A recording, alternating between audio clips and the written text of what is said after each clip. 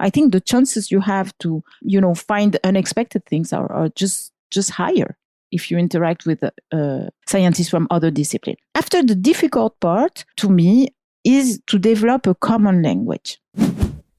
Are you working in research, trying to do the best science you can?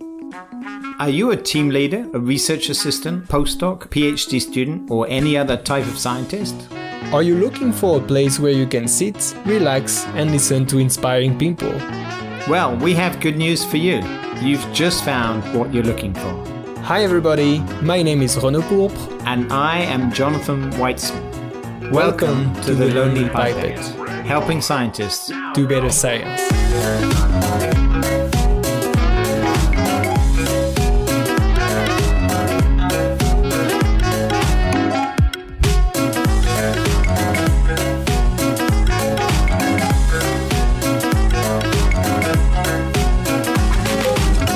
My name is Ana-Maria Lenon. Hello, I work on immune cell dynamics at the Curie Institute in Paris. And today I feel super excited to share my tips with the Lonely Pipette. Ana-Maria was born in Santiago in Chile, and she came to Paris to study for a master's in genetics, followed by a PhD with Marc Fellous at the Pasteur Institute. She moved to Harvard University, Massachusetts for a postdoc with Hidde Plot, working on antigen presentation. And then she moved back to France to a research scientist position with INSERM, the Medical Research Council. And in 2004, she set up her own team at the Curie Institute. Last year, she became director of the Department of Immunity and Cancer at the Curie Institute. Her team works at the interface between cell biology, immunology, and biophysics, studying the biological mechanisms that control the spatio-temporal regulation of antigen presentation. Ana-Maria has won numerous prizes, including the INSERM Research Prize in 2018, the Grand Prix Charles de Forêt from the French Academy of Sciences. She was awarded both a starting and an advanced grant from the ERC, the European Research Council, and she is an elected member of EMBO, the European Molecular Biology Organization, and an editor of both the Journal of Biology and the Journal of Cell Science. Ana-Maria, thanks for coming to share your tips with the Lonely Pipette. Thank you. So I just had a question of the master. Did you do the Magistère de Génétique? Yes, I did. I did the Master of Genetics, human genetics. Okay. Yes. And then I found out I hate genetics. That's perfect. But I had to do that to find out. This was my kid dream, to be a geneticist. And so I did this master. And then I realized that I learned a lot, but I realized that was not my favorite subject. And this was because DNA does not move in my head. So I like things moving. It took me 10 years to realize that. But I think this was the main reason why, I loved doing the science during my PhD, but at the end I felt like I need to go to something else. That's great. If you've listened to several episodes, Ana-Maria, we always start with a very famous question, which is the origin story. We wanted to talk with you because actually you were referenced by a student who was really inspired by you and your work. And she was really in admiration with your path and what you said that day. So we wanted really to talk with you about your career and know more and share this with our listeners. So we'll start just with this right question. So can you tell us how you decided to become a scientist? So I decided to become a scientist very early on, guided by my name, because my name is Ana-Maria Lenon, and I'm named after my aunt, Ana-Maria Lenon as well. And she was a researcher, and she was working in the US at NIH. And when I was born, she made the trip to Chile just for my birth and to meet me. And that's why they named me after her. And later on, she came to France and she was a CNRS researcher. And she took me to her lab at the age of 8. Wow. And I loved it. Of course, I loved her before loving the lab. But I think what I liked at that time, it was the idea to discover things I cannot see. So she's still alive, is she? She is. She's 80 years old and she's retired now. Wow. for about 15 years, something like that. She lives in Paris. She's the only family I have here, actually. Okay, great. So thanks to her, I published a Nature paper on the tau protein that binds microtubule the year of my birth. Of course, it was not me, but it's really funny that sometimes people get confused. You can double your citation. Exactly. What a nice way. And I've experienced these funny things, like sometimes being in a committee and people saying, now you should get out because you have published with this person. I have never done that. And people getting really pissed because, of course, Ana-Maria Lenon is not a very common name. So never think that it could be someone from my family. So do you remember specifically that day when you enter in the lab? What happened in your mind? I'm not sure it is correct to say what I remember then, because what my aunt was doing, because she was preparing neurons from baby mice. I mean, from actually mouse fetus. So she was cutting the head out and to take the cells in the petri dish. And yes, she was doing that in a hood, I remember.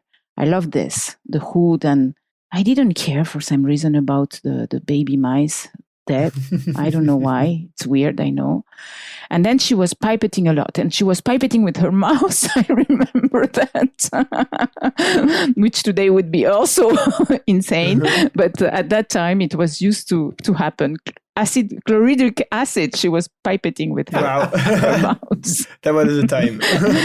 And yes, it was another time. And everything she showed me that day fascinated me. I even brought some tubes, like Eppendorf tubes, home that I kept like a fetish for many years. So if you hadn't become a scientist, what would you have been? If you hadn't met the other Ana-Maria? So I think I would be a researcher. Maybe in something else than science, but I think I would be a researcher. Maybe in psychology, maybe psychoanalysis. I like a lot this researching about our mind, our behavior. That I feel always very fascinated by. I've experienced it since myself many years. It's like researching on myself. I love this. I feel like it's like the same process than and you move all the time. Yeah, so it's okay. Yes, and I move all the time. Exactly. So I'm my favorite. It's a bit narcissistic, but I'm my favorite research object. No. I like dendritic cells better than myself. I think they're more interesting. Can you think of a moment when you thought about leaving science? Never. No, absolutely never. No. It's a real vocation. Do you say vocation in calling? English? Yes. Yes. With no doubting. It was not so easy because so I grew up in France until the age of 18. My parents were politic refugees. They left Chile when they were 4 years old. And they left Chile when I was 4 years old. And we lived in France for 14 years. So at the age of 18, they decided to go back to Chile because the Pinochet, the dictator, had left the power. And then I thought, my God, I want to be a scientist. How am I going to do? And so I talked to my dad and to my aunt, of course, and we decided, okay, I will study biology in Chile, and then after 4 years, I will come back to do a PhD in genetics in Pasteur. And this is what I did. Yeah, that was like a really planned plan, like you wanted to. Yes, super plan. And after 4 years in Chile, I had made my life there. I had been very happy there. All the politics life, going back to democracy was very exciting. I had a boyfriend and entire family, everybody was really happy being back in Chile all together. But still, I could not renounce to this project. So I had to come back to do my PhD in genetics. I didn't expect I wouldn't like genetics so much. That was my first surprise, but not enough to leave science. Just change field. So it was really this kind of I can hear the passion behind your words that brought you back to France. So was it difficult at this time, like to get back to France doing the master? And so What was difficult was the first 10 days. So I perfectly remember that time that I arrived and I had left my family. I had left my boyfriend. I was alone in Paris because my aunt was living in the suburbs. So I had rented an apartment on my own. I mean, it was time to go out from home.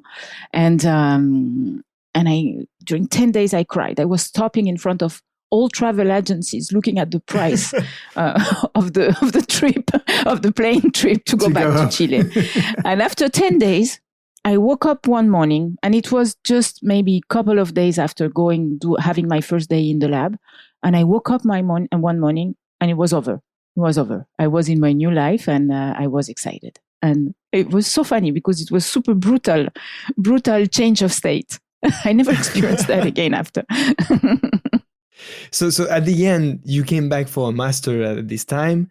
If I'm not wrong, you went then for a postdoc after a PhD in France. You went for a postdoc in USA, and then you came back again in France. So why is that? Why is so much coming back to France? Why not anywhere else? Well, 14 years in France, I think made me a bit French. Even so, I tend to resist to this. But, from 4 to 18, those are crucial years. So it really defines the way you build yourself. So I think part of me is clearly French. And during my PhD at Pasteur, I met Guillaume Dumenil, my husband. He's also a scientist. I mean, he just arrived to the lab when I was there. Next lab, next door, and was kind of a coup de foudre, as you say in France.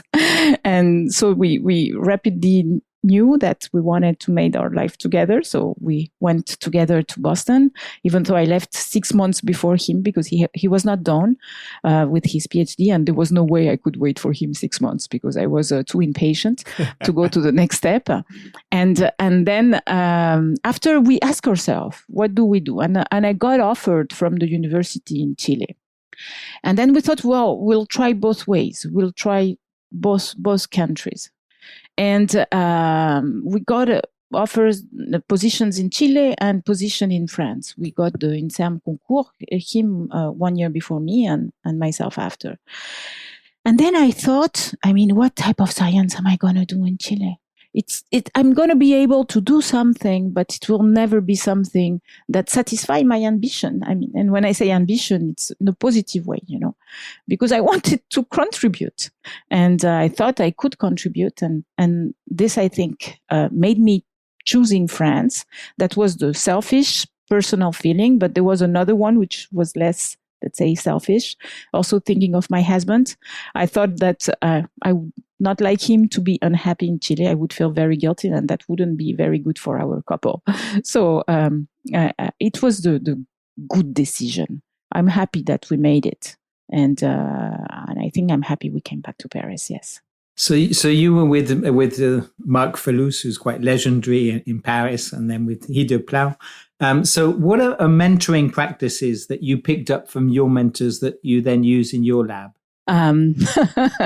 From Marc Fellous, with all the respect I have him, because he really helped me. Finding fellowships and helping me really when I came to his lab. But as scientific mentor, I didn't see him so much. Who was really important during my PhD was Catherine Alcaïde-Loredan. She was my direct mentor. And that was wonderful because we were the two of us and we got along so well from all point of view. So I kind of absorbed all what she knew, and she knew a lot during the PhD. It was a fantastic research experience working with her. Even though then I decided to change subject, but it doesn't matter. I learned so much from her. The fact that she was very committed to the work, but also, very worried about the way experiments are done, and not so ambitious, actually. Catherine was not so ambitious, not so obsessed by publication and all these things. So this is what I think I needed during my PhD. Learn to do experiments, to do them well, to be rigorous, And then for my postdoc was the time where I could develop my own ambition. And I think the lab of Hideplu, where I was the perfect place for that. So what I learned from Hide is to write papers. That was a super important thing I learned. I learned also some things not to do, which is to put your hands on your feet on the table during lab meeting. I don't do that. What's the purpose? No, I don't know. He was used to this, and it was something we were making fun of him. That during lab meeting, he would always go back in his chair and put his 2 feet on the table. It was Dutch style, but I also learned from Hide that giving some freedom to the people is very positive, and being yourself always very enthusiastic when they come with new results, and when they come to show you what they've done, and very supportive. Hide was extremely, extremely supportive, never pressuring, never saying unpleasant things. Very, very, very supportive. So that I learned from him. After, I believe that every PI has to find his own way to drive his lab. This is very personal, the way we do. I don't take myself as an example for anyone else. Sometimes I try to give tips because I think they can be useful, but everybody has to find his own way. So the worst you can do is to try to imitate other people. And if this does not correspond to your personality, then it doesn't fit, doesn't work. So I've learned a lot. It's almost 20 years now that I'm a PI. 17 years, I think, and I made many mistakes. But I tried to learn from them. How do you know you made mistakes? People told you? No. I mean, maybe this is a quality I learned in psychoanalysis, is to learn to make mistakes. It's to learn about you, your weakness, your strength, and we all have them. And so I think it's important to learn mistake. But the reason I realized I was making mistake is because it was a disaster at some point in the lab. Everybody was fighting in between each other. I had these 2 groups, like in Romeo and Juliet, the 2 families that hate each other. Well, I experienced that in my lab. Oh, really? People starting 2 groups like fighting between each other. It was the worst time in my life. I suffered so much of this. It was the only time where I didn't want to come to the lab in the morning. I mean, not enough to decide to leave science, but really to decide to take a management class and to progress in that aspect. And when I arrived to the management class, I said, well, I thought that I didn't need this class because I'm a natural manager. And the teacher, he's a psychologist, very nice guy, he said, well, by definition, management is not natural. So then I understood the mistake I had made. And I learned so much. It lasted a few days, 2-3 days, and it was wonderful. So this I recommend, for example, to everyone. Of course, after I took from it what I liked. Other things maybe I don't apply, but this has helped a lot. What do you think is bad mentoring advice that you've heard or that you've seen around you? Well, putting too much pressure on kids, like, for sure. For me, the worst error that we all make, and that I made as well, is to be auto-referential. Do you say that in English? Auto-referentiel? So to think that the people in your lab are like you, actually. This is the main mistake that we all make. Like, we think they are in our head, and then we feel like we don't need to say things, because it's obvious, because, we believe that they are like us. And this is not true. I mean, so the most important thing for me today is when people come, before they decide to come, before I decide they will come, I tell them what I will expect from them.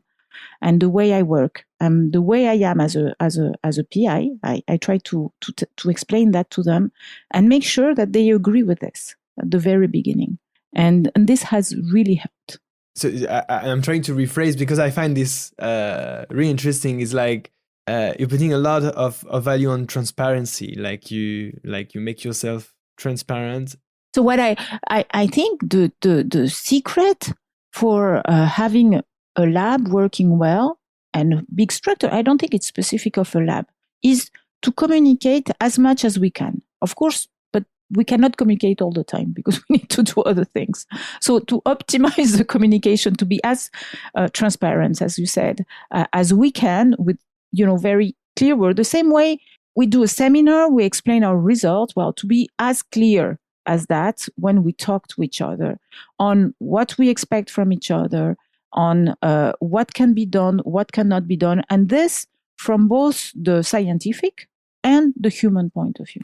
So do you have to be more specific? So I agree entirely, but people here, communication is important. Do you have some sort of specific or sort of methodological, what do you, some specifics of things that you do in your lab that you think help improve the communication? So I use a lot to communication one-to-one. So what I try to avoid, but I also do it from time to time, but it's a matter of doses. Mm-hmm. So I kind of balance the one-to-one communication, both again on the science where the postdoc and the students come and present me their results, and also the communication as a group.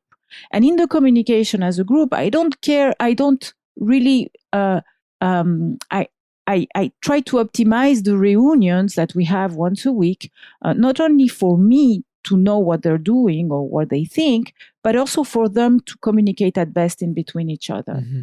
Because at the end, I'm in my office, they are in the lab, and I think the most important is that they know each other.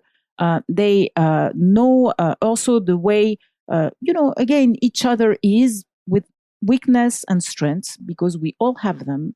And so that they find together the best way to work with each other. And autonomy, yes, for sure is super important in a lab.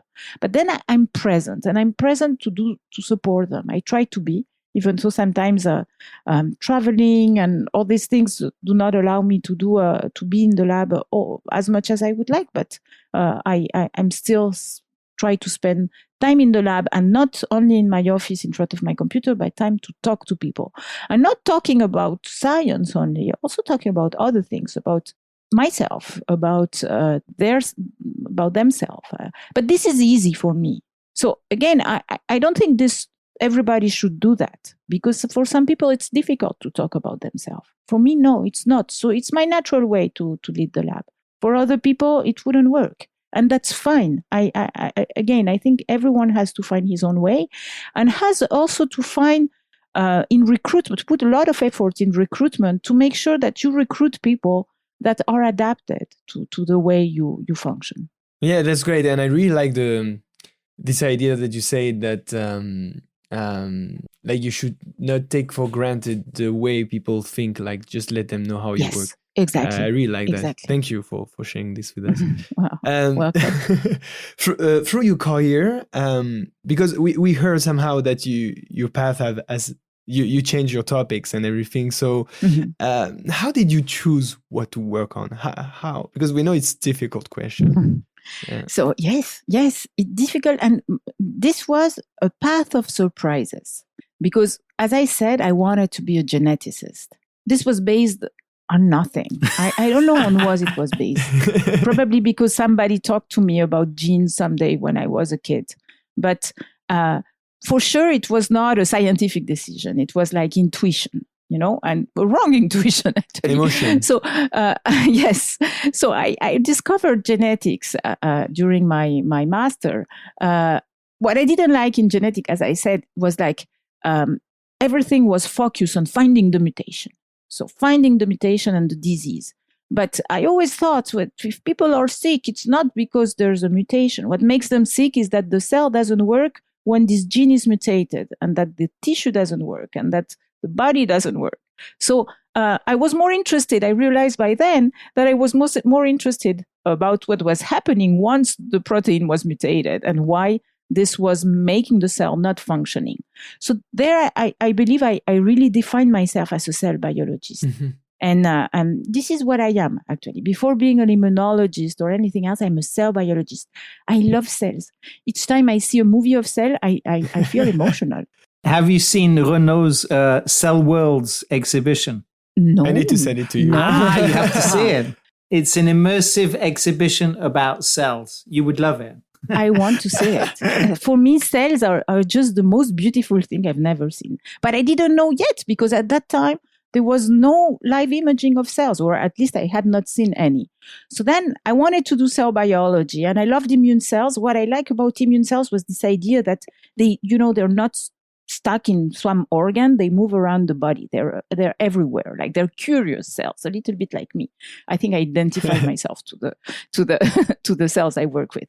And so then I thought, okay, I'll study antigen presentation. I was already working on the genetics of MHC, so the molecules that help presenting antigens.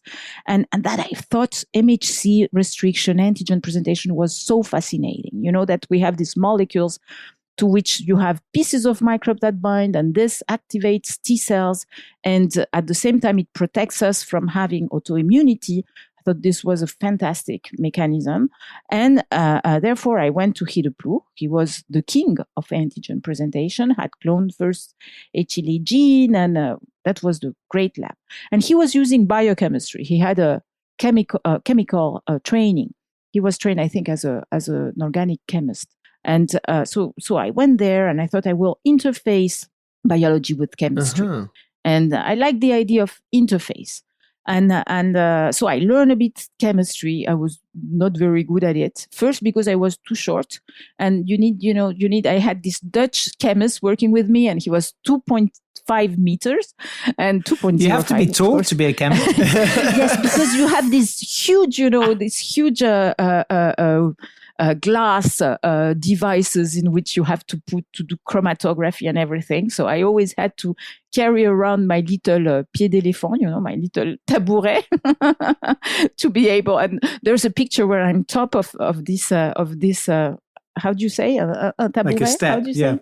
Yes, I'm on the step, and my chemist collaborator is next to me, and he's still taller than I. So this is the most ridiculous. So it was fun doing chemistry. I learned, but I kind of thought that I didn't feel super satisfied about that as my main activity, mm-hmm. because it was a little bit like cooking, very empirical. So, this doesn't work, then try this, then try this. So I wanted something maybe more, more in a framework, more precise framework, not so cooking around, something I could control better. And this is why when I came back to Curie, and there are two things happened. The first thing is that I went to the lab meeting. So I came back with this project about biochemistry and antigen presentation, biochemistry of antigen presenting cell. Well, I had done some imaging, immunofluorescence, and I liked it a lot. But when I came here, I went to the first UMR meeting, and then I saw someone, I think it was Franck Perez, that showed a movie of cells. And there I was petrified. And I thought, oh my God, this is what I want to do. So I switched completely project. I mean, I kind of changed completely what I wanted to do. I adapted to what was around me at that time, and working still on antigen presenting cells, because those cells I like a lot. As I said, I like the fact that they're sentinels, that they're curious, that they adapt to their environment, and it did exactly the same than them. So I was curious. I went to see what other people was doing around. I adapted. You are your topic. And then, yes, I exactly. And so I started developing this imaging of antigen presenting cell in lots of interaction with cell biologists, developmental biologists. Here I met wonderful people. The atmosphere was very exciting because the building, the cell biology building in Curie, had not even 10 years. So everything was in. I mean, there was a lot going on. Let's say it this way. And then the second important thing that occurred to me was that one day I gave a seminar, and after my seminar, I had this guy that approached me and said, I have some channels and I saw you looking at cells moving, immune cells moving. Maybe we could try to put them in my microchannels. And this was Mathieu Piel, and was the start of 20 years of collaboration. And after this, even half of his lab started working on dendritic cells as well. And Mathieu made me discover the interface between cell biology and physics. And that fascinated me. What I liked a lot is that physicists, it's the opposite than organic chemistry. They come with very simple ideas, simplistic, views to try to explain what you see under your microscope, but with a simple model, the minimum of parameters. And that had me kind of relieved, I feel. Because, biologists, sometimes they try to complexify everything, new cytokine, new growth factor, new receptors, and immunologists in particular now with you single cells, like new cell types, it drives you crazy, because when you have a mind that has trouble getting calm, all this complexity is exhausting. So I like the view of physicists. They calm me down. They calm. Yeah. Exactly. That's complementary. Because they can only look at 2 or 3 parameters at a time. Exactly. They're very, monomaniac, but the parameters they choose are the right ones usually. So it helps you seeing the essential in a biological system. This is fascinating.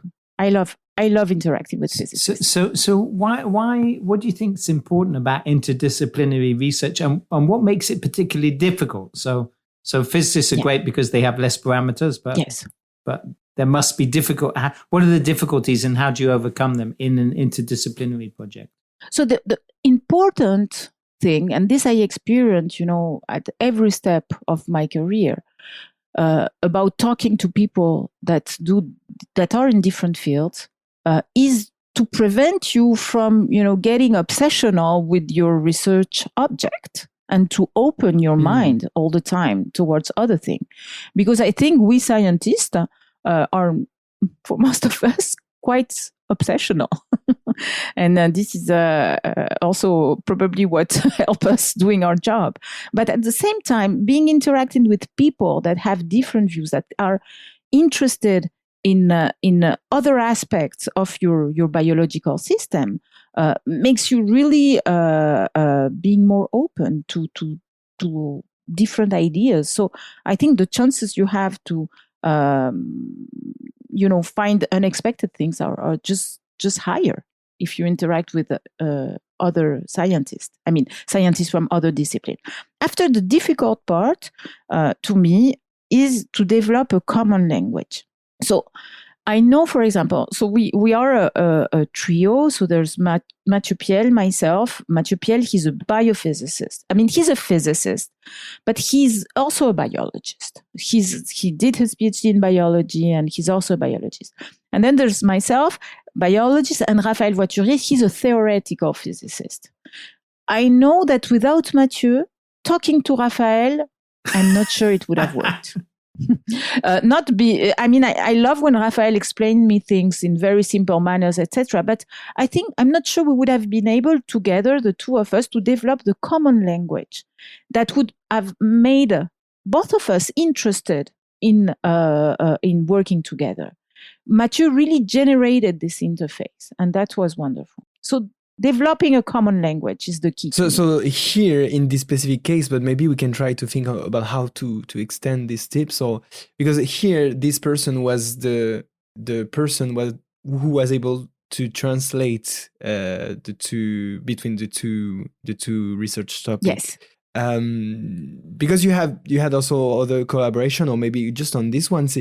Say how would you advise a young scientist to start this kind of interdisciplinary approach? Does he have to find someone that is able to do this? So again, I think this is dependent on the way we are individually. So first, the young scientists that will do this type of approaches must be very open and willing to learn things they do not expect, things that will surprise them. I don't think it's the case of everyone. And that's fine, because we need all types of scientists. Yes. Diversity is what will make science be rich enough to move together. So being open, and then, yes, really identifying someone with whom you share a common interest. And this is not easy. You have to try around and be lucky. For me, it was luck. It was Mathieu that approached me. And of course, I was open to this. I mean, after, I was super excited because this made me discover a word I did not anticipate. But you put also yourself out there to be seen because you gave conferences and... Of course. And you have to take risk, to take risk of being stupid, of saying something that makes no sense. Because when I'm talking to physicists, I'm not a physicist. I had physics class a long time ago and I forgot most of it. So, sometimes I say, things that are stupid. That doesn't help them. When I say stupid, it's not correct. It's not, that just the things that might go against the laws of physics, but it doesn't matter. So there's also this capacity of take risk, take risk, not be scared of sometimes not looking the smartest person in the world. It doesn't matter. What you're bringing to them is what they do not have, is your vision as a biologist. Not to try to do physics. And I experienced that with the physicists that came to work in my lab, but the other way around. So Paolo, I think maybe because he's like me, he tried to adapt, and he tried to become a biologist because he wanted to please me. He wanted to, feel like we would we were on the same type of thinking. And at the end, I told him one day, this is not what I want. I want you to, bring something I do not have, something different. So it's about dealing with difference and with disagreement, and also taking risk, and sometimes accepting that we're not super God. There are many things we don't know. It's fine. It's no problem with this. Oh, that's great. Thank you. So the other way around, because you talked before about a Romeo and Juliet case, or I don't know if it was a collaboration or something, but have you ever experienced or seen some kind of unhealthy collaboration or unproductive collaboration? No. I have to say I've been very lucky always to have wonderful collaborators. After some of them, maybe I didn't get as well along with them. So then the collaboration, starts and ends naturally of his own death. But I've always experienced wonderful collaborations with my colleagues. So Mathieu Piel and Raphaël Voiturier were one of them. Two of them. But then there was Daniela Vinjevic, who is also a cell biologist working here. And she made me discover the gut. And working with Daniela was, again, opened me to a new world. It was a time where I was a bit... I felt like I needed to look at cells in their natural environment. I had been looking at them a lot in the microchannels and in all type of devices. But I felt like I needed to go back to the natural environment of cells to see how all what I had found impact on their physiology. And so I turned to Daniela, who's was working on the gut. It's a good system for immune cells because it's full of them. It's an incredible interface with microbes. And also because I like Daniela a lot. We had been interacting informally for many years. And that was, again, a fantastic experience. Like we wanted to look at fibroblast and dendritic cells. We ended up looking at macrophage and epithelial cell because this is what we found. We were lucky enough also to have a PhD student that was amazing, a Russian PhD student that had decided that she wanted to discover something important. And this is how we discovered these macrophages that sense fungi and that they're based on what they sense, they maintain the homeostasis of the colon. And I think this might turn to be important in the control of gut inflammation and inflammatory bowel diseases and maybe colorectal cancer. And this is the subject of the ERC advanced grant that I just got. And again, it was in the context of a collaboration. So we've spoken to several ERC laureates, but I think you're the first who has both a starting and an advance. So got the advance. So congratulations. So the Thank ERC, you. these are super grants. How has the ERC funding impacted your lab? So for the starting grant that I had in 2010, I have to say that this ERC starting grant, even though it helped me a lot, of course, starting my lab, at that time of my career, it was a little bit also dangerous. And I think what happened in my lab is that I recruited too many people because of the ERC grant. And without having enough experience, as I said, and without maybe not choosing the people well enough, so I kind of my lab grew up a bit fast. And this is where all this internal problem happened, because that I was maybe not prepared to have such a big... So there's a danger of too much money. There's a danger, I think, when you're in an early career, to suddenly have all this money. Of course, this is not to discourage people to obtain ERC starting grants. It's just to tell them that once you have it, be aware that there is a danger, and yes, management can be useful for sure, and be careful choosing the people to work with. So this was a bad part of it, but of course it also allowed me, not worrying about writing too many grants and everything, and dedicating myself to science. That was wonderful. I'm just curious because, for example, in France, when you win the lottery, you have some kind of support. It's a psychological support, but I was just wondering if when you have this kind of grant, do you get with this any support, like in, as you said, management, mentoring? Yeah. So I think now, yes, because people have in general realized that management is useful. Also because well-being at work, and in particular in the lab, something that became important that was not important before, etc. At that time, not too much. I was the second generation. So these grants were brand new, basically. And it was pure excitement to have them. So, of course, at that time, we were not talking too much about these problems that could be generated from this. I think today we have enough distance to be able to say yes, and to talk to the youngest people and advise them. For example, all the young PI that arrive to Curie, they have a mentor. And also myself as a director, when I have young PIs, I really mentor them. I talk to them. I have lunch with them, and I try to help them into this. It was not so much the case some years ago. Glad to hear that it has changed and this is more conscious now. Yes.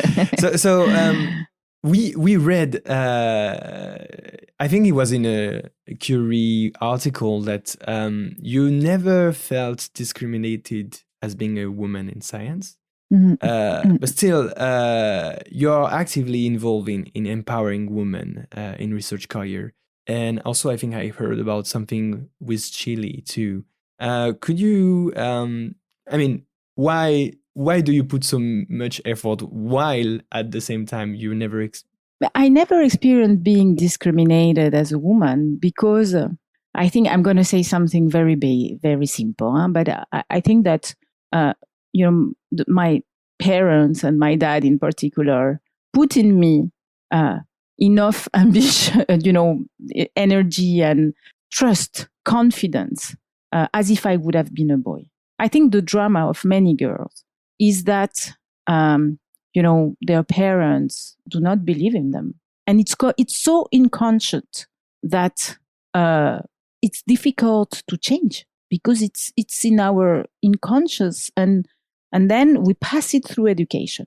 So how did I come to that? Again, therapy helped. and I totally assume this.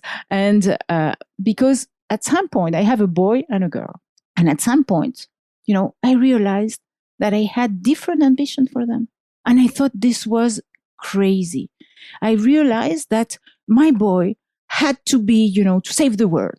I don't know, to be an astronaut, to go to space and, change everything and really save the world, solve the climate problems, like I was putting a lot of pressure on him. So it was not good for Poor him. guy. My girl, yes, poor guy, exactly. My girl, what did I thought about?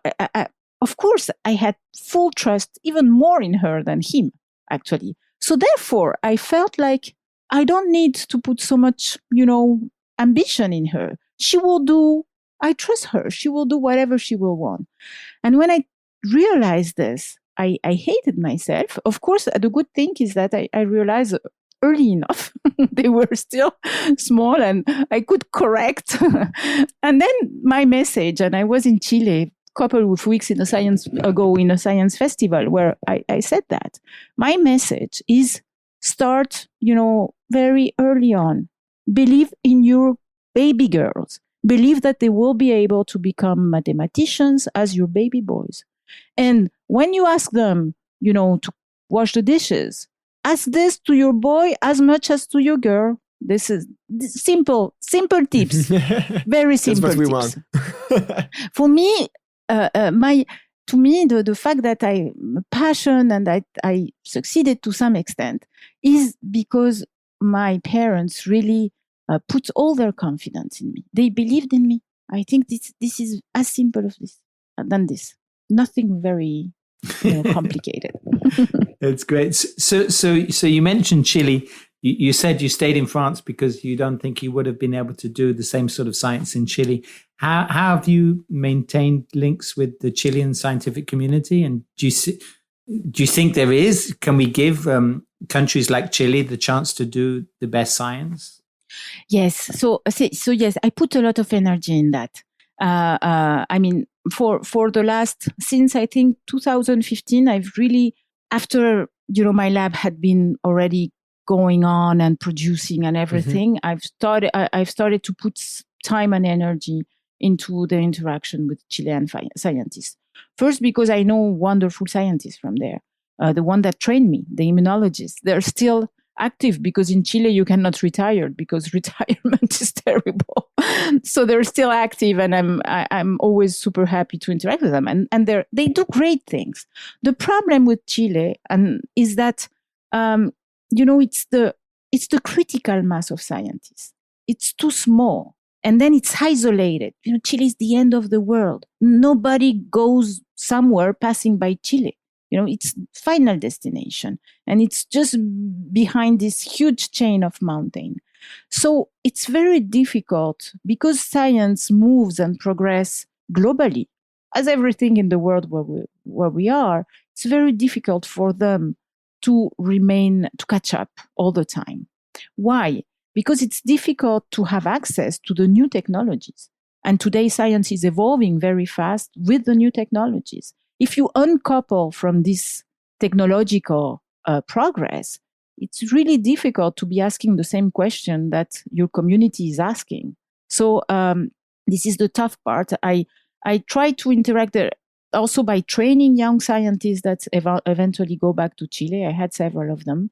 I also try to go there and try to help them organizing so that they could, for example, team each other to have some technical facilities, and that would help them. But it's not so easy. It's not so easy because being isolated also comes with a way of thinking, and it's not so easy to having the people working with each other there neither. So but I put energy in that, and I also learn a lot from them. Sometimes I like the fact that they ask very simple questions, because they are questions that are kind of limited by the instruments and the technologies they have, but they do wonderful science. It's just that the science is not as visible as the one that is done in Europe, also because editors do not go there. When you send a paper as a Chilean, Nature editors, they don't even read them. So we're really keen to promote science from different places, and I even have a dream of a Southern Hemisphere season where we can talk to scientists from non-European and non-US countries. And it's wonderful. So this has been great. Thank you very much. We're going to take a break, And after the break, we're going to hear more about Ana-Maria outside of the lab. Hey folks, don't run away. You're listening to The Lonely Pipette with Renaud Pourpre and Jonathan Weissman, where our goal is to help scientists do better science. If you're enjoying the show and you want to learn more, you can follow us on Twitter at Lonely Pipette. And please share the podcast with your friends. If you don't want to miss any of our future episodes, you can subscribe to our mailing list and join our community. Click on the subscription link on our Twitter account. It's as simple as that. Take a few moments to get more tips from the Lonely Pipette. Welcome back. We're talking to Ana-Maria Lenon, the number 2, so the second Ana-Maria Lenon Jr. And in the first half, we had lots about how you run your lab and how you think about science. Now we'd like to think more about how you run your life. So you're obviously doing a lot of things, and you said you need to move and keep moving. Do you have a morning routine? How does the day start for Ana-Maria? You're not going to believe it. Because my morning routine my morning routine is at the opposite than what I told you. I have a very calm morning routine. Do you know Maria Elena Torres Pardo? Yes. So she's like you. She's always moving, and she also came from Mexico to do a PhD at Pasteur. So, but she said the morning breakfast. Do not talk to her. She needs to start the day very slowly. So I take breakfast in bed. My husband brings it to me every day. Great. Wow. Okay. Don't tell my wife. So that's we'll keep that definitely in the podcast. So and I take my time. The clock rings at 7:30, and I take 1 hour to take breakfast in bed. Wow. During that time, I drink my coffee. I look at my phone. He's dealing with the kids? A little bit. There's no kid. They're gone. This is the advantage of having had the kids a bit young, is that we could get rid of them quite fast. So the kids, our daughter just left this year. So for the first year, we are on our own. And then we discuss. And then I slowly get up and do my yoga. And then I'm ready to go. Wow. So I usually do not arrive very early to the lab. Sometime I had started to work at home, looking at my email, answering the urgent things. But when I arrive here, I'm full, and I wait a bit. I work late usually. Late. Okay. This is a luxury because the kids, we don't have to take care of kids anymore. Of course, it was not the same when we had young kids. What's an unusual habit or something absurd that you love? Something absurd that I love. Well, probably ordering. Comment dire, ranger la maison. Okay. How do we say that? You like to tidy up the house. Yes. You like that? Yeah, it needs to be. I don't know. Again, it's too. No, I know why. Actually, I'm lying when I say I don't know. I also like to balayer. How do you say that? To sweep. To sweep. I like to sweep. I always say that it's kind of my. I don't know anyone who likes to sweep. Bizarre hobby, and this is why, because it reminds me my mother. And it's a piece of my mother that I get with me because she lives very far away. I talk to her almost every day, but she lives very far. And in the morning, when I put everything, I make sure that everything is where it should be, and that I sweep the floor and everything's perfect. Then I think of her. That's nice. That's nice. And I can go after. Can you think about? But this is really absurd. Yeah, we like that. Actually, I like it. It's really absurd.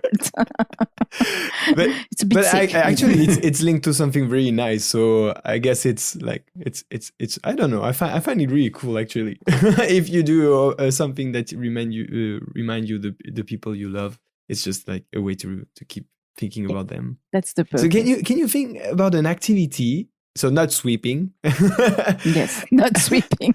Outside of science, that has somehow impacted your work or the way you work? So I think all the social activity I have, which is, for example, interacting with friends or reading books, because when you read books, you meet people. You meet people in the books. Going to the theater, to the movie, I like that a lot. All this impacts me, kind of imprint me, and impacts me on the way I do the science. Because I learn from all those people I meet. What's the book on your bedside table at the moment? So at the moment, it's a book my daughter gave to me.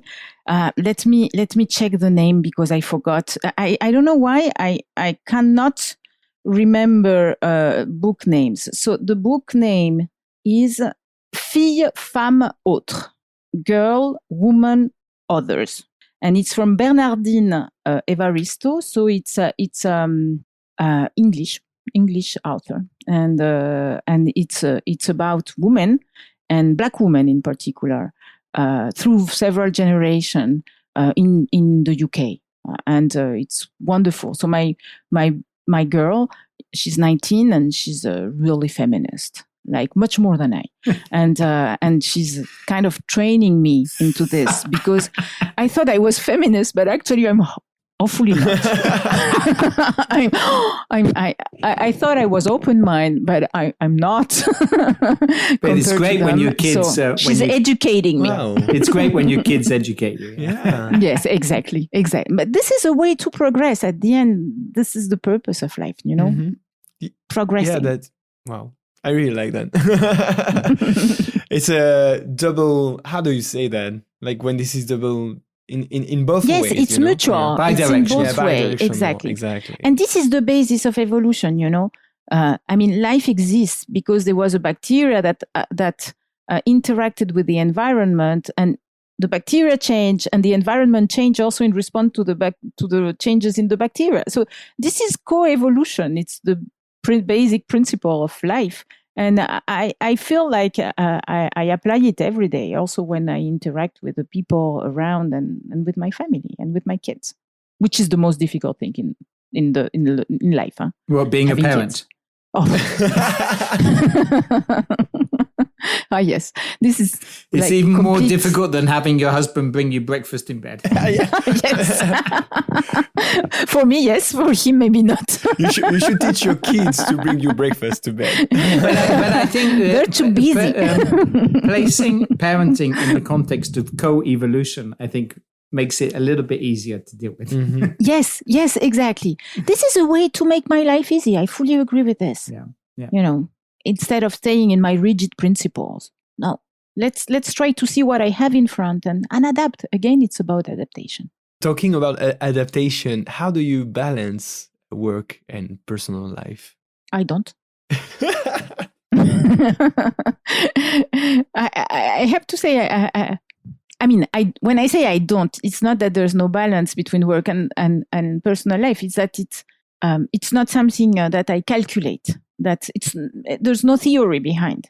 It's just I work, and at some point I'm just tired of working. I have to go do something else. Well, you listen to yourself. That's a good tip, actually. Yes, I listen to myself. Exactly. Again, it could be about adaptation, to the environment, to my own body, or whatever. At some point, I just had enough, and I want something else, and I want to be with people and to talk around, or to go to the movie, to the theater again. Yes, it's something kind of natural. Of course, today it's easy because I don't have small kids to take care of. When I was a young mom, it was much more complicated, and there, yes, we needed to have some type of organization. One going home at 5:30, the other one the day after. But again, my husband completely played the game, and he took care of the kids. More than I, to be honest. Because there's 5 working days in the week, and I was going early only 2, and he was going 3. So, is there an individual, either real or fictional, that particularly inspired your life and work? So you mentioned your mother and your father, but and my aunt. My aunt, my aunt scientist, that for sure was and again, there's many people I crossed during my career. For example, I also mentioned Catherine Loredan, Loredan. Who's my colleague actually, and was Renaud's teacher. Yeah, was my teacher actually. Yes. So Catherine really influenced me because of her, at the same time responsibility, but also her.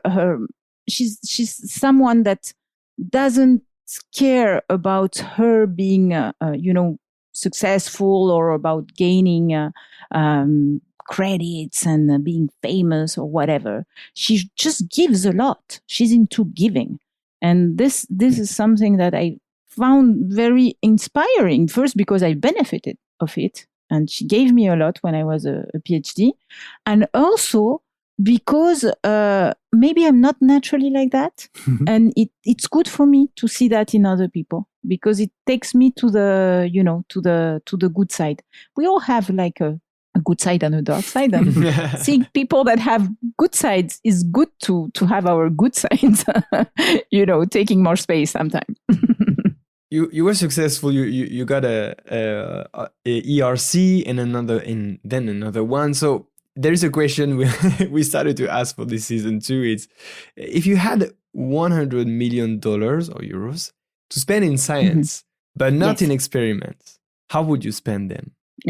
I know perfectly because this is my dream. Oh, I would make something that I will call the Institute of Nice People. And those are all the nice people, nice scientists I've met in my career. And really, there are so many of them. They're all different, male, females, all nationalities and origins and everything. And I would love to make an institute with all these wonderful people where we could, work together with our, let's say, principles and dreams. Mix our scientific dreams. I'm just thinking that when I hear you, I'm just like, yeah, that's super nice idea. And even more, if we could create a kind of Nobel Prize for the nice people that help the other scientists, like let's create Nobel Prize for mentoring or for helping scientists, like putting that would others be great. Before themselves. I don't know. Yeah, the Institute of Nice People. That's my dream. So flipping the question the other way around, so from the big dream to the small practical, can you think of a purchase of less than €100 that impacted your life? You can take your time. Purchase of less than $100 that impacted my life. What it's could okay it if you be? don't. No pressure. Yes. No pressure. No. I know. Of course I know. Le zesteur. What's that? It's because I love to cook. Yeah, and to cook, and I cook a lot with this Ottolenghi. I mean, I'm a big Ottolenghi fan. Everybody. So he used a lot lemon zest. So having a zester to make the zest, that really impacted my life, my cooking life. Which is important, the cooking life. Yeah, sure. Very important, yeah. I thought you said you didn't like chemistry because you were too short and it was too much cooking. Yes, exactly, because I cook at home, so I don't want to cook too much in the lab. And I think that when I stopped... you don't have to be tall. And when I stopped cooking in the lab, because when I stopped doing experiments, because I became a PI, then I started cooking more at home. So I think there's a real kind of balance in between. Me too. Both. I always say I don't miss lab work because now I cook at home. Exactly. Nice. Me too. Yeah. Exactly. That's exactly the same. It's true that I started to cook too because I left lab research. To both of you, I highly recommend a zester. To buy a zester. Okay, we'll look at it. You go to the BHV. Cooking shelf in cooking. What does a zester look like in BHV? So it's like a knife, but it has a little metal piece at the end where you can apply it like that very simply, and it takes out little pieces of. I'm sure it's a game zest. changer. Yeah. Yes, and then the best is when you have frozen your lemon. You freeze your lemons, and then it works even better. Ah, wow. Well, that's a really good Ottolenghi tip. would be proud of me, I'm sure. There's a tip. I mean, I love to do mojito, so I believe that it will help me. Yes, mojito is delicious. What is an achievement that you're proud of? I'm proud of have trained all the people I have trained because I see them succeeding for many of them very well. And this makes me super happy. Like I have PIs in France, PIs in Chile. I have trained Chilean, for example, that have got PI position in France. This makes me very proud because to some extent it's like helping Chilean also becoming the scientists they want to become. And in the lab, I feel very proud when they are happy, when they made a nice discovery, publish a nice paper, nice PhD, all these things I feel proud of. I mean, usually I feel more proud when it's about others than when it's only about me. Of course, I'm proud of having ERC advanced because I'm proud of having tried many times before succeeding and not abandoning and going again. And at some point, you need all stars align. It's really about being at the right place at the right time. And yes, I'm proud of having this type of success. But it's true when people like my students tell me how much I have, how much they learned from me and how much it was important for them to be in the lab. This made me very proud, probably. Can you think of an apparent failure that set you up for later success? Well, the one I mentioned, when my lab turned out to be like a ring, a combat, like a box ring with people like shouting each other. I mean, they were not hitting each other, but shouting each other, like hating each other and everything. And that for me was completely my failure. It was completely my failure because I was not able to, to prevent this. I even simulated, I think, this. I wanted to, when people don't like each other, I wanted to make them like each other and kind of intervene, but that at the end was negative. And this was terrible for me. It was a terrible failure. And I think I've learned a lot from it. Again, better choose the people that will well adapt to the way you function. And also being very alert all the time that things can go wrong in the lab because because research is difficult. It's all about failure and about competition, and failure is very present. Also because the condition of work are not always ideal for the young people. They know that it's very competitive. They also know salaries are really bad. And here in Curie, there's too many very positive things, but it's also true that there's not a lot of space as well. So there are a lot of packed one on top of each other's. And so being alert and making sure that they have the good conditions to work. How did you solve this box matching? I mean, without getting into details, but there was two levels. The first level, I talked to everyone, and I simply said that this is not possible, and that this has to stop because if not, they have to go. And then everybody understood that they went too far and kind of recover normal behavior. And after the people started leaving one by one, yes, it took a few years. So previously you mentioned about the notion about taking risk. I wanted to ask you a bit more about that. Because it looks like you mentioned that this is really important to, like, you have to somehow to do it, but still this is taking a risk. So how do you manage that? How do you put yourself into risk without? I think again, in my case, it's a bit natural. It's natural. I naturally take risk. It doesn't mean that I'm not, I'm crazy. No, I'm not crazy. I'm reasonable. I'm a reasonable person.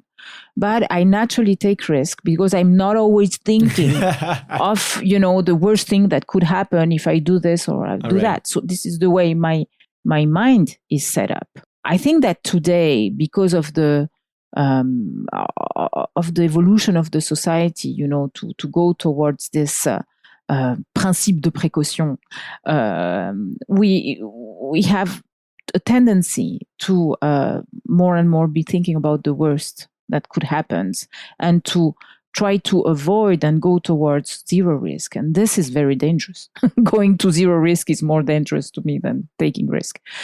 Because first, it makes difficult to follow your dreams. And if nobody follow his dreams, I mean, it's a disaster. Like everybody will be unhappy. So, and also because I think it allowed a bit the administration and to take power around us. Like we have rules all the time. I mean, they're not always unreasonable. Some rules are good, like for example, to put all the chemical in a shelf is reasonable. Mm-hmm. I mean, there's no reason to take the risk to affect our health because this is not difficult to do. But sometimes it goes too far. And it's to protect some people, some mysterious people that are behind and that we never see. And they make our life really, really painful. And this is a bad evolution of science. I'm personally scared that soon we cannot do science anymore because of this. Because all our technicians, for example, in the lab today, they have no time even to do bench work because they're busy like responding, making sure that people follow all the rules, that the inspection, that Europe, that administration inputting on us, and this is tough because to do research we need to take risk. This is the definition, by definition, an important part of our work. And I'm really worried with this. I have to say, I see the evolution the last 3-4 days. Even in an institution like Curie, where we are very protected. But even here, I see the evolution where more and more rules, more things we cannot do, more things. And always with a good reason, like something that is supposed to be a good reason. But I don't feel there is evaluation of the risk, and then you evaluate the risk, and then you take measures to adapt it to this evaluation. This is, to me, the good way to go. Today, I have the feeling there is a risk, so then we take a measure. But even if this risk is very low. Yeah. You think this administrative obsession with risk also means that we take less risk intellectually and creatively? Yes, of course. At the end, it will mean that because first because of the time everyone in the lab will spend doing the research and the reading and everything that is decreased by all these rules that prevent us from that sometimes take a lot of time to be applied. And a lot of precautions and everything. So this is a simple reason. And then also because, of course, if we cannot, for example, do an experiment because we didn't write in our DAP that we were going to use 12 mice and not 6 mice, and then we use 12, and this would be the right experiments to do, so we do the wrong one, etc. It's a problem. It's really a problem. And also because to thinking and putting so much energy in this, in filling tables, in writing, DAPs, protocols, stuff, legal stuff, it makes us dry. It dries us from our creativity, I think, scientific creativity. So it's a problem. I think it's really, really a problem. Thanks for that plea. So we're going to wrap up. We like to ask a question at the end. If you were to meet yourself 20 years ago, you just got off the plane from Santiago, what advice would you give yourself? To stop crying, maybe? Because I was crying when I got off the plane. Oh, really? Yeah, I would tell myself, stop crying. You're going towards wonderful things. I'm really happy to. Yeah, I was crying for these 10 days, but didn't last so much. But I would also tell myself to be, to dream. What I probably did, but yes, to allow me to dream. Exactly. So thank you. Before we close this podcast, where can people find out more about you and your work? if you want to share Where? it. Yeah, where? Like, do you have a website, blog, something you want to share So with us? the website is not very good because I have to say I don't put a lot of energy in taking care of it. But I think there's someone now that's is gonna make. Is gonna get involved in helping me with this. You can for sure find things. There's 2 articles written on myself. One in JCB. It was this portrait they do, and one in Current Biology. So those are also good. And if not, just in PubMed, like all my publications are there. Are there other things, interviews maybe? Yes, there's a YouTube conference I gave in Spanish a couple of weeks ago in this science festival in Chile. I don't know. I don't think of anything else right now. Sorry. Thank you. So, Ana-Maria, this has been fantastic. Thank you very much for your time. Thank you. I had a lot of fun. We promised it would be fun. so, do you have any closing remarks? Anything you want to add? Just let's thank you for doing this. I think this is wonderful to have people discover our profession, which really deserves to be discovered because it's a wonderful profession. I feel so lucky to be able to do it, and because it's no routine. I decide how I do it every day, and this is great, even if there are some difficult aspects to it. So thank you for having research discovered by everyone and telling about us to the public. Thank you. That was great. Thank you very much. So that's it for this episode. Thank you for joining us at the Lonely Pipette. We hope that you learned something new, that something resonated with your own experiences, or that you just enjoyed the science.